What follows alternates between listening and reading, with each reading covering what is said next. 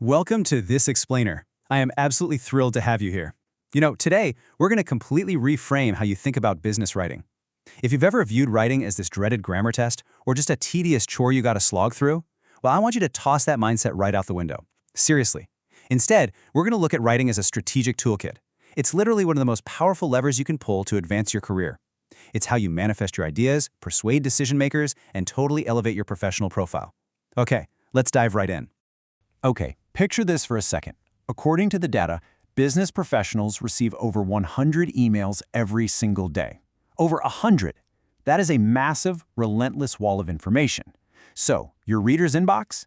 It's essentially a crowded battleground. Every single message you send is constantly fighting for their incredibly limited time, energy, and attention. Which brings us to the million-dollar question.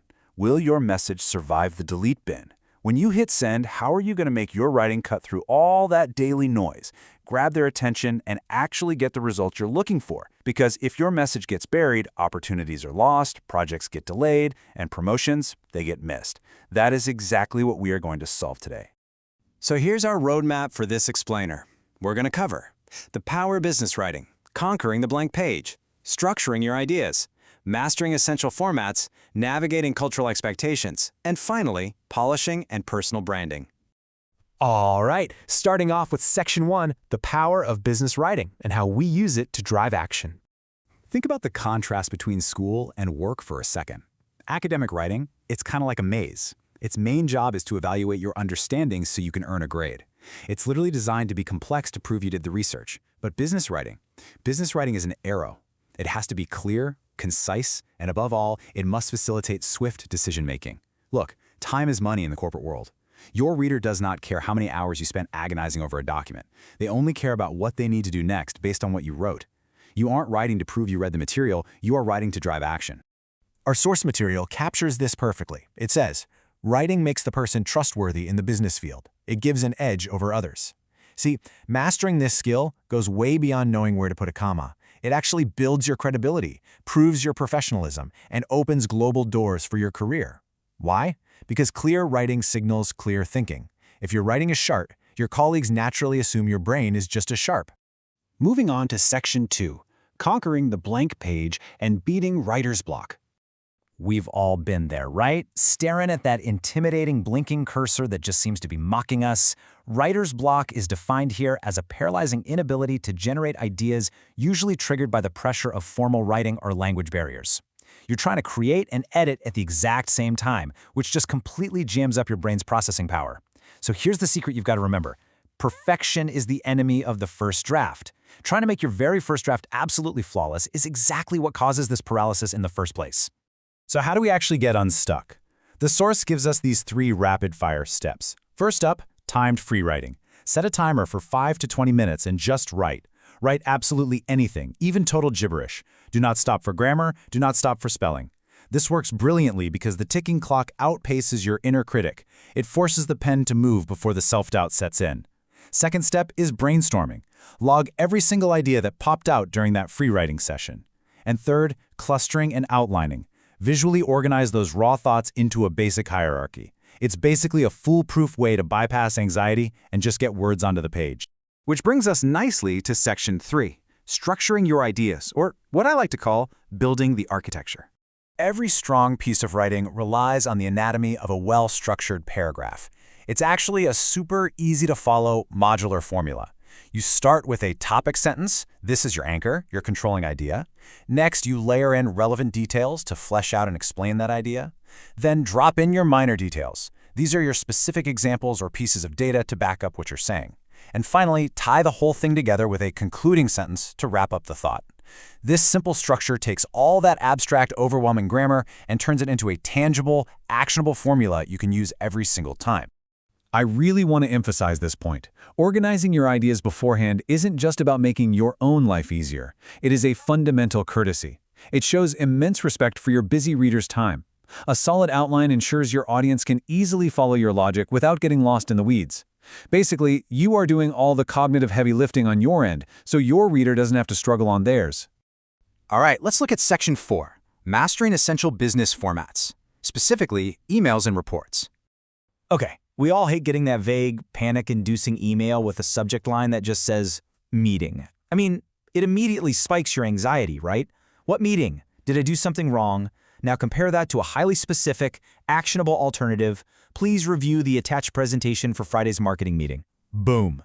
It respects the reader, it tells them exactly what the email is about, and it clarifies what action is needed right away. This kind of specificity guarantees your message doesn't end up in that delete bin we talked about earlier. Now, beyond emails, you're undoubtedly going to write reports, and you need to know exactly which tool to pull from your kit depending on the situation. Need to just provide raw data without your personal opinion? You use an informative report. Need to actually evaluate that data and draw conclusions? Well, that's an analytical report. Whether you're writing a short internal memo under 10 pages or a massive, multi-sectioned recommendation, choosing the right container for your information matters just as much as the content itself. Let's shift gears to Section 5, Navigating Cultural Expectations in Global Business. This is huge. It is absolutely vital to understand how different cultures digest information. Because in global business, flawless grammar can still completely fail if you ignore the context. For instance, Anglophone or Germanic cultures tend to be direct. They want explicit facts and a straightforward, no-nonsense approach. On the flip side, Romance or Eastern Slavic cultures are generally high context. They prefer a smooth flow, subtle hints, and a really deep focus on relationships. So a super direct email to an Eastern Slavic partner might come off as cold or rude, while a high-context, relationship-focused email to a Germanic partner might seem, well, incredibly inefficient. Neither style is wrong, but each absolutely requires a distinct strategic approach. So cultural sensitivity means deeply understanding this procedural and emotional context. In a high-context culture, if you just bypass the relationship-building preliminaries and jump straight to the bottom line, your document might be instantly rejected no matter how flawless your logic is. You really have to learn to see the world through your audience's eyes. And finally, Section 6, Polishing and Personal Branding. Time to polish to perfection. Here is a totally foolproof 5-step editing process to make your writing absolutely shine. First, take a short break. Seriously, step away from the screen. This cognitive distance is the secret to catching errors. Otherwise, you're just blind to your own typos. Second, print your draft out. Changing the visual format actually tricks your brain into seeing the text with fresh eyes. Third, read it holistically to check the overall flow. Fourth, go chunk by chunk, specifically looking for grammar and punctuation. And finally, step 5, do one last superficial check just for formatting. Now, good writing connects directly to your career advancement. And honestly, nowhere is this more visible than your LinkedIn profile. Think of it as your ultimate business document. You need a professional headshot, obviously, and a headline that shows your current role, your future aim, and the unique value you bring. Your summary? That's basically your 3 to 5 paragraph elevator pitch to the whole world.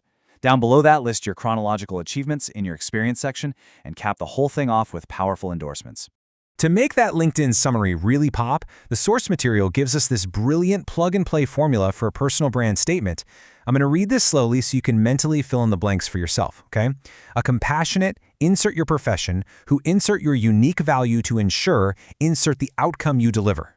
It's such a concise, memorable, and immensely powerful way to tell the world exactly who you are and what you do. So as we wrap up this explainer, I want to leave you with a bit of a challenge. Take out a blank piece of paper right now. Using this toolkit you've just acquired, conquering the blank page, structuring your thoughts, and targeting your audience, what will your personal brand statement be? Draft it, polish it up, and put it out there into the world. Thanks so much for joining me today, and happy writing.